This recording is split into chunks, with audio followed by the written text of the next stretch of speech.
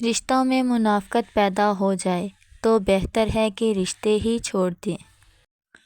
دنیا میں مخلص ہمیشہ کمزور ہوتا ہے اور چمچہ گیری کرنے والا بازی لے جاتا ہے۔ دنیا میں ہر کھیل کا اپنا رنگ ہوتا ہے، مگر سب سے بدترین کھیل وہی ہے جو کسی کی مجبوری اور خلوص سے کھیلا جائے۔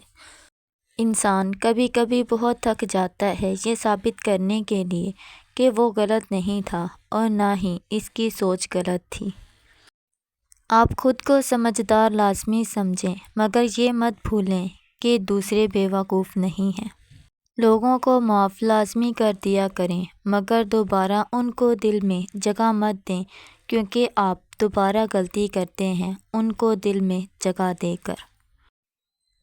ہمیشہ یہی کوشش کیا کرو کہ دوسروں کی زندگی آپ کی وجہ سے آسان ہو، کیونکہ کسی کی زندگی مشکل کرنے سے بھی انسان کا مرنا آسان نہیں ہوتا۔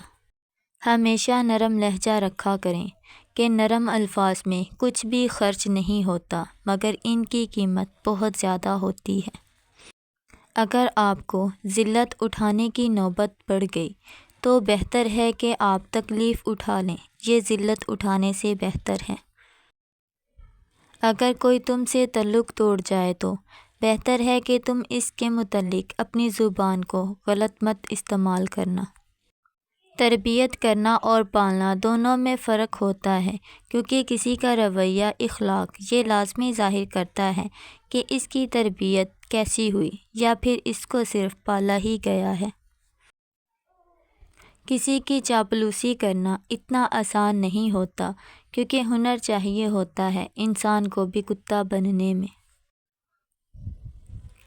آج بھی دنیا میں ہر کوئی مطلب تک ہی پاس رہتا ہے، رشتوں کی قدر ہر گھر میں بھی نہیں ہوا کرتی۔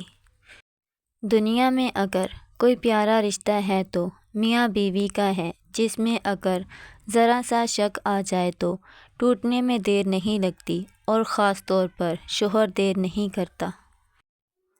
کیونکہ ایک عورت کو اللہ نے صبر تو دیا ہے، مگر ایک مرد میں عورت کے معاملے میں اس کا صبر کم ہو جاتا ہے، اور وہ اس کو اپنی زندگی سے نکالنے میں دیر نہیں کرتا، چاہے بیوی کا قصور نہ بھی ہو، کیونکہ مرد میں یہ خامی پائی گئی ہے کہ وہ اپنی غلطی تو مذاق میں ٹال دیتا ہے،